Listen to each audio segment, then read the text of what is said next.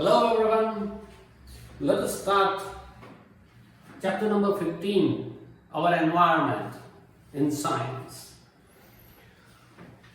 Very simple chapter, actually no need to explain. Once you read it, then you will get it. But I think that I want to explain you. Okay? So, it carries only 3 marks in board exam, 2 marks of one question and 1 objective, or sometimes only 3 objectives will ask. So once you have to read it, if you see my video for this explanation, after that you will get it very easily. The first question arises here. Our environment means what? In common language, we say that environment means surrounding us.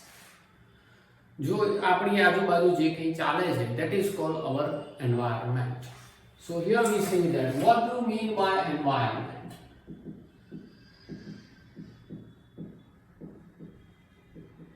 That is in common language surrounding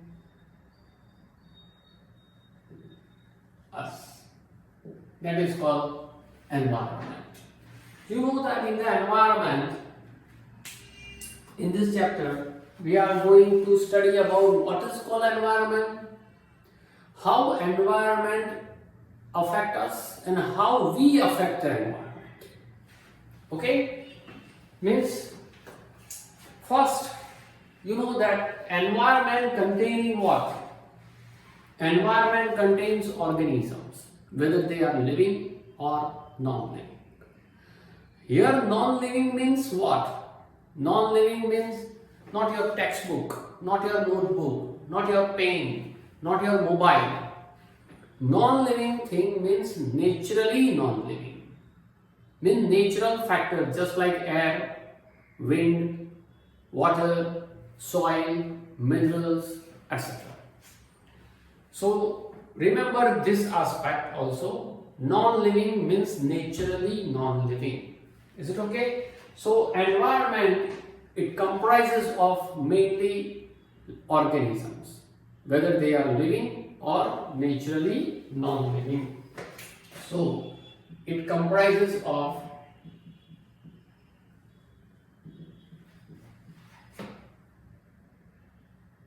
organism. An organism means living organism and naturally non-living organism.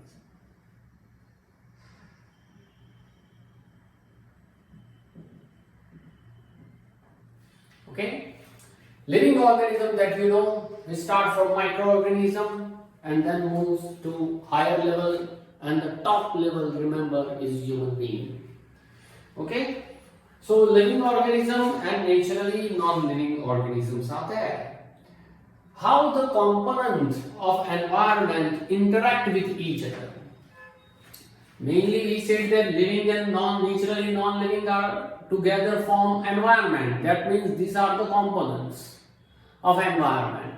These components of environment, how they interact with each other. Okay? How we use this naturally non-living factors and how they affect us and how affect them. This is the basic of this chapter. So mainly we say that the environment comprises of organism which contains living and naturally non-living factors. These two factors together form a system. This system is known as ecosystem.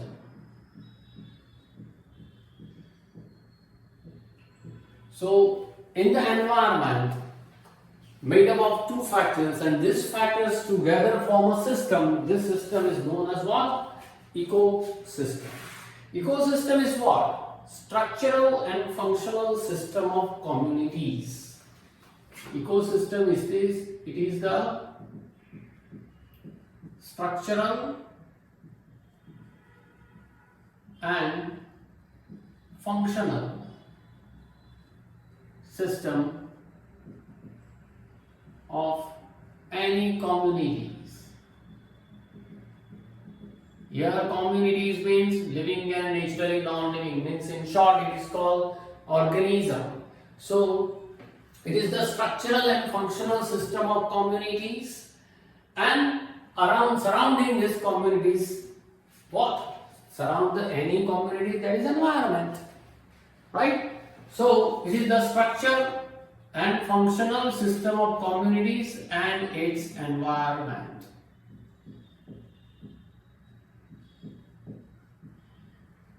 Is called an ecosystem. Okay, definition of ecosystem: structure. It forms structure. It forms structure because of these two factors. Which two factors? Living and naturally non-living. In short, it is known as biotic and abiotic. That we will discuss later.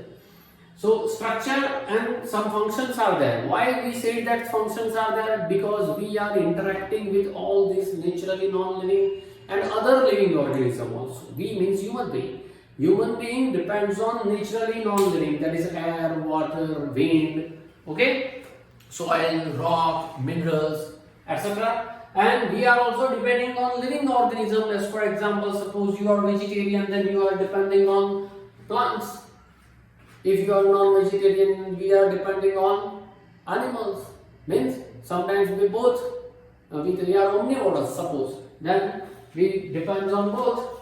That means organism depends on these two factors, that is its function. How they interact with each other, that is called its function. And how by together they form a structure. This structure and the function is called an ecosystem. Here community means organism. Is it okay? So structural and functional system of any communities and their environment together known as an ecosystem. As for example, you can say that riverine ecosystem, pond ecosystem, lake ecosystem, ocean ecosystem and sea ecosystem, terrestrial ecosystem like forest ecosystem, okay, etc. etc. are the natural ecosystem. Okay. Artificial ecosystem. Artificial ecosystem means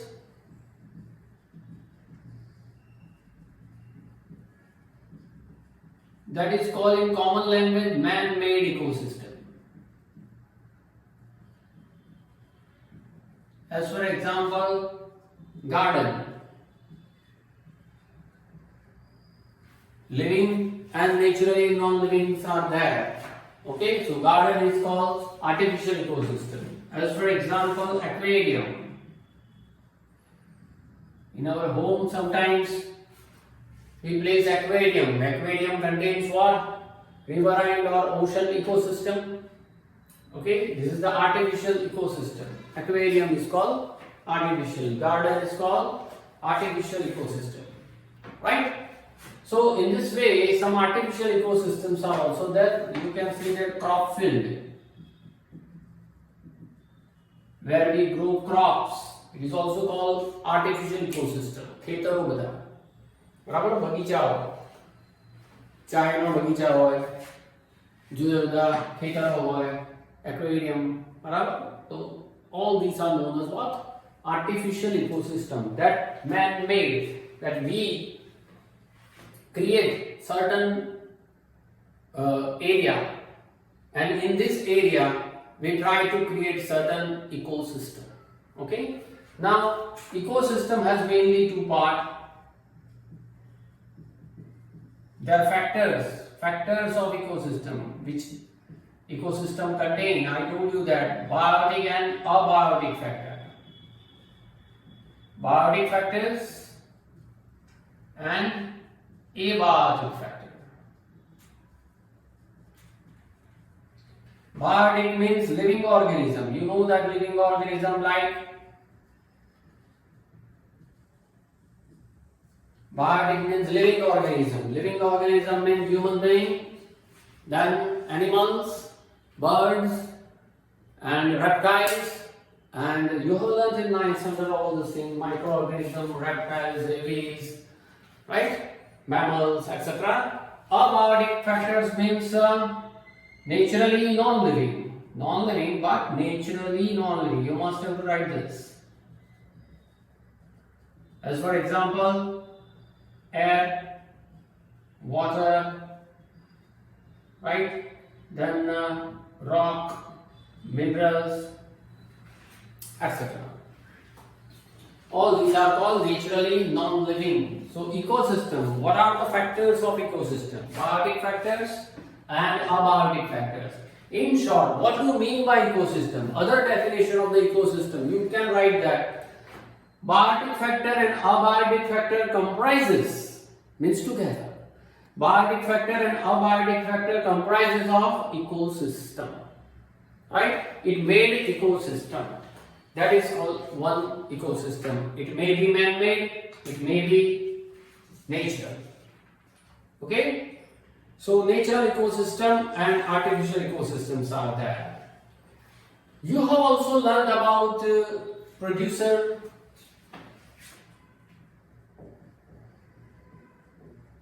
producers, consumers. Okay? In the consumers, you have learned about herbivorous, carnivorous, and omnivorous. After that, means consumer has part herbivorous, carnivorous, and omnivorous. Then decomposers, as for example, bacteria. Transformer, as for example viruses. Producers, as for example green plants. Remember, you must have to write green word, don't write only plant.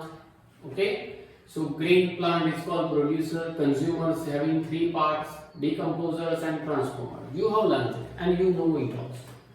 You know that producers produce food for themselves by using the radiant energy of sun, with the help of water, with the help of minerals that they absorb from the soil.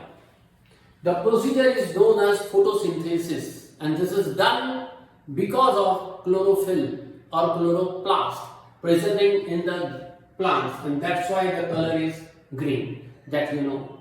What do you mean by photosynthesis? That you know. Which factors occur, which factors are usable in this photosynthesis process? That you know. That sun means sunlight, energy of sunlight, then water, then carbon dioxide from the air, then minerals along with the water which is absorbed by the plant through the soil, means along with the water. Okay, so this is about producer, means photosynthesis. The actual source of energy is what? Sun. The sun is the source of energy. After that, the sun absorbed by the green plant and convert into chemical energy. You have learned the law of conservation of energy, that every energy can convert into other type of energy. Right? It means what? The sun sun produces energy and it is stored by the green plants during photosynthesis process. Now, this green plant produce chemical energy, means the food whatever prepared in the green plant, they are in the form of chemical energy because they produce carbohydrates, starch, okay, lipids, glycol, glycogen, etc. So it is called chemicals. These chemicals are after that enters into herbivores. Herbivorous means what? Herbivorous means the animal which directly depends on plants. Directly depends on plants. Carnivorous means directly depends on herbivorous. And omnivorous means both plants and herbivores. They depend on both. Maybe plant, maybe herbivore. That means, you know the examples of herbivorous. that you know very well. The example of carnivorous lion and tiger. Nana ada ત્યારથી તમે શીખો છો આ બધું. Omnivorous means human being, cockroach, right? Like this. So after that, when the dead bodies of plant or dead bodies of all these three consumers may be converted into decomposers, means they decomposed by the bacteria. Decomposers do what? On the dead body of plant and animal, bacteria sat on it and they degraded this plant or animal body. Plant and animal body is called the complex organic material. This complex organic material is degraded by the bacteria and it converts into simple organic material. Afterwards, transformer like viruses, they sat on it and this simple organic material convert into simplest inorganic material. And after that, it will submerge into the soil once again. And in this way, a cycle is finished. Right? So here, what happened actually in these cases? What you have learned? We have learned what? That energy, the original producer of the energy is the sun. Sun releases the energy and our earth totally depend on sun. Because this is the source of energy. Sun's energy enter into the green plant during photosynthesis process. They prepare food material in chemical form or chemical energy is produced.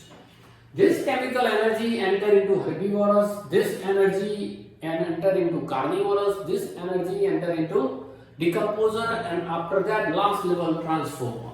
And transformer release the energy into once again the soil, means energy or dead remnants, debris of plants and animals, means dead remaining part, that is called dead remnants, submerged into the soil again and means it becomes the part of the soil. Okay, so now on the basis of this we are going to learn about food chain and then food web. See, remember here, you have to learn this. No need to write this. If you want to write, because if you suppose feel that this language is simple, then write it. Because for this chapter only, no need to you can write the definitions also. You can write the points also, so that it is helpful during your exam. Means before the exam, you can read it and you can recall it. Okay. Notes are given already. You have to read this. Very simple lesson is there. After that, we will start food chain and food web. So please, whatever I say, whatever I explain you, thoroughly try to listen twice. Okay? So now food chain and food webs.